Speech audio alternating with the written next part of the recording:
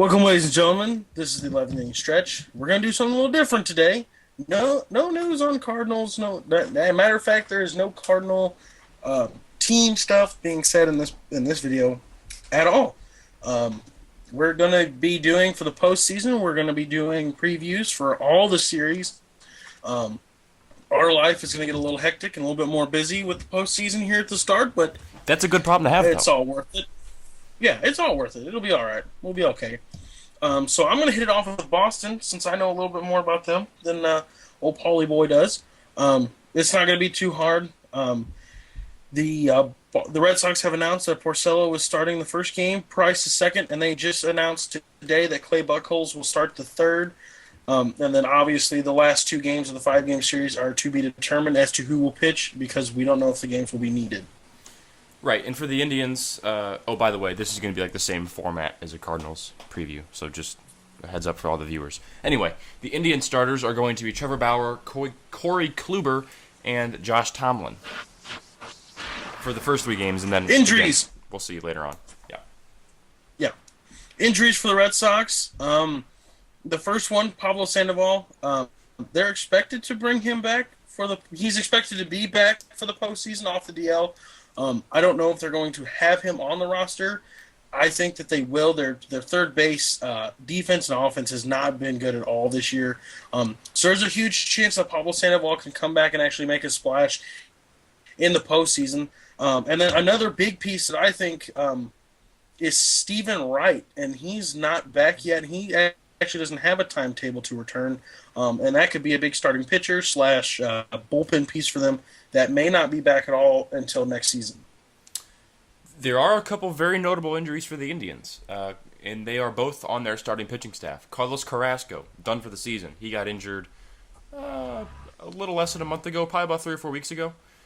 Same with Danny Salazar. He's been out for a while. He's out indefinitely. There is no timetable for his return. So the Indians, two of their three best pitchers are out for at least this series. One of them is out for the season.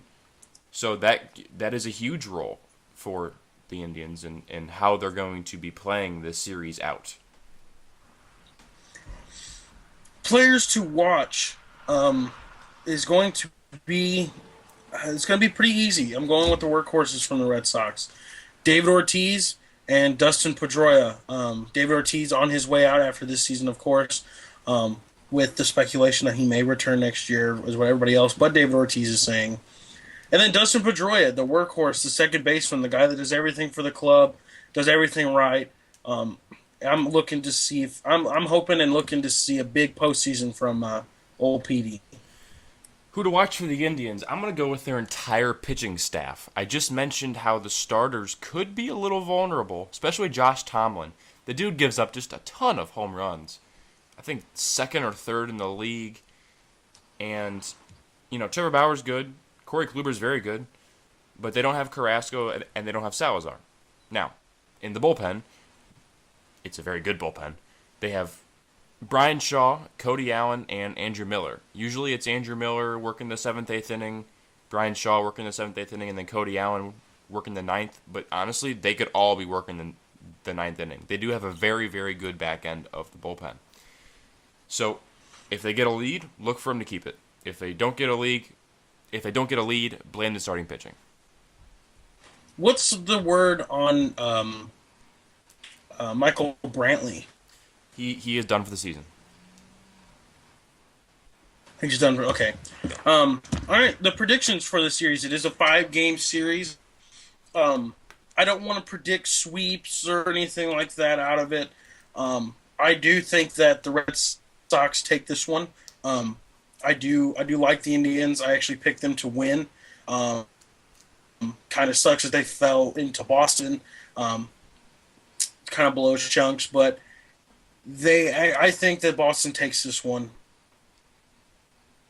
I am going to go with a Boston win as well. I think they'll win in 4.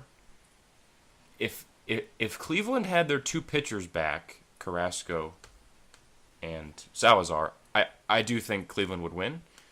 But with Josh Tomlin especially giving up a lot of home runs, they're facing an offense in the Red Sox that hits a lot of home runs and is very good offensively. The Indians have a scrappy offense. Look for them to score some runs as well. They do have a good bullpen. I'm worried about the starting pitching, so I'm going to go with Cleveland in 4 games. Or sorry, Wait, you're going. Boston in 4 games. My bad. Yeah, yeah, and I should say that too. That's kind of where I'm going to with Boston in 4, because of Kluber is actually throwing one of those games, and we know how good he is. So I think that's the win that the Indians will take. But yeah, Boston in 4 for me as well. So that'll be it for us on this preview. Keep looking out for our other previews. We're going to be working on those all this week.